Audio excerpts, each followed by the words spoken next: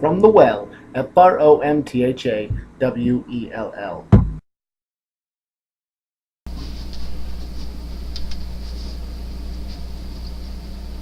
Hello. My wife got me my awesome wife got me the Suicide Squad soundtrack, and I want to give you a review of the Suicide Squad soundtrack. Personally, and all in all, with how it plays out, I would go ahead and give it a C, from a grade average of A to F. You know, A, B, C, D, F.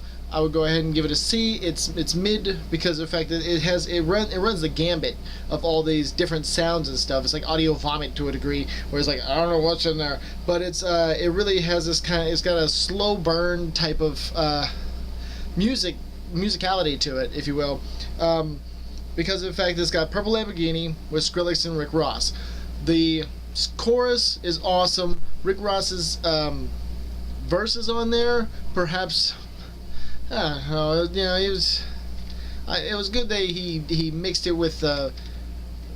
You know, he made words and stuff. He made the rap and stuff deal with Suicide Squad the movie, but other than that, I mean, really, it just went too far, and it wasn't anything fantabulous. But the chorus was awesome.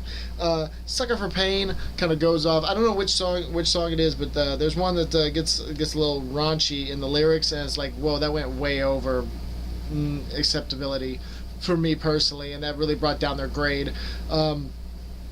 "Heathens" by 21 Pilots is fantastic. I want to say the "Sucker for Pain" is Lil Wayne, Wiz Khalifa, and Imagine Dragons with Logic and Ty Dolla $ign featuring X Ambassadors. There's a lot of people on there. And then number three, track three is "Heathens" by 21 Pilots. This is a fantastic track, amazing. If you want a reason to buy the CD, that song is it. I mean, really, that song is fantastic. If you haven't heard any of the 21 Pilots stuff, I do a couple videos on 21 Pilots. They're fantabulous. I mean, really, I could get deeper into that, but I won't for right now. "Standing in the Rain," once again, this is another slow burn song, performed by Action Bronson, Mark Ronson, and Dan Auerbach of the Black Keys. I probably butchered the crap out of that last name. "Gangster," once again, another slow burn kind of R&B type deal, by, I'm not even going to try and pronounce that name. "Know Better" by Kevin Gates. Once again, another rap R&B slow jam there. "You Don't Own Me" is a slow jam, and once again, it didn't need the rapping in there, because I want to say it's Grace featuring G-Eazy, but G-Eazy's part in there really took away from the song.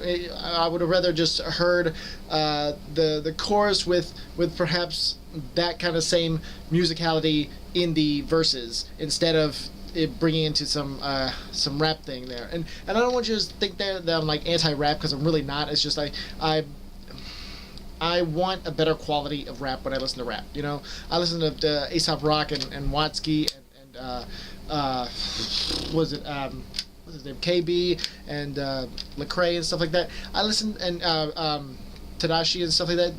Rappers that basically have upped their game, and I don't feel that perhaps some of that stuff really upped his game any. It just kind of stayed on a base level. Then we go ahead and have "Without Me" by Eminem. I mean, it's really a classic, fun song. Yeah, I mean, you know it. "Wreak Havoc" by Skylar Grey was actually a really good song. I got this copy is, of course, you don't see anything on there because of the fact that this is a Walmart copy, and it's not edited as much as I would like, because I want to say kind of like it's halfway edited, which I kind of wish that it was fully edited. That way they wouldn't have any of that stuff that I really have to be like, ugh, darn it.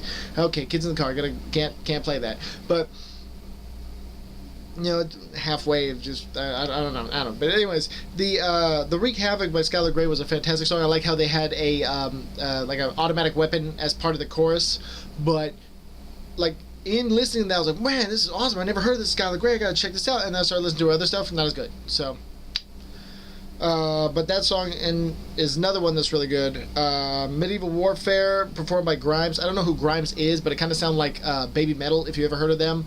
It kind of sounds like Baby Metal except English. So kind of has that kind of like heavy beat to it, and then her sounds is kind of poppy-ish. Just the vocals. Bohemian Rhapsody by Panic at the Disco really I think is underachieving Panic at the Disco because of the fact of they could just have had. I mean, they have the original version of Fortunate Son by Creedence Clearwater, and they have the original version of Slipping into Darkness by War. But for some reason they have Bohemian Rhapsody by Panic at the Disco, whereas they could have had that Victoria song, which is a fantastic song and a total jam, which I would have rather liked to listen to over and over again, all for this CD. And then, of course, they got Slipping into Darkness by War. They got Fortunate Son, performed by Creedence, the original songs.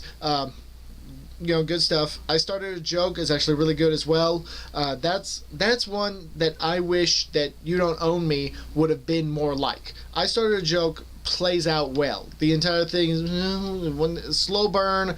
It's jammable, and it basically didn't fluctuate in the music levels of it, the genres within it. I'm not anti fusion or anything like that. I like to fusion to a degree, okay. But what was it? Take a Bite Out of Rhyme and oh man, what was that CD with the big blue Hulk guy? I don't know. Back in the day, they used to have some really good stuff like that. But anyways, 5 of these songs, 1, 2, 3, 4, 5, yeah, 5 of these songs out of 14 are not even in the film.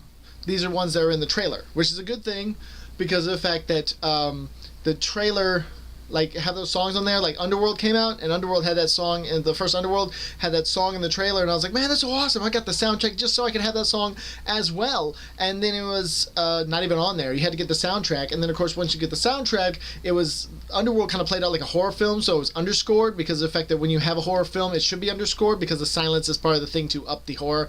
But other than that song, it was just like ambience and whatnot, so it wasn't really worth it all in all.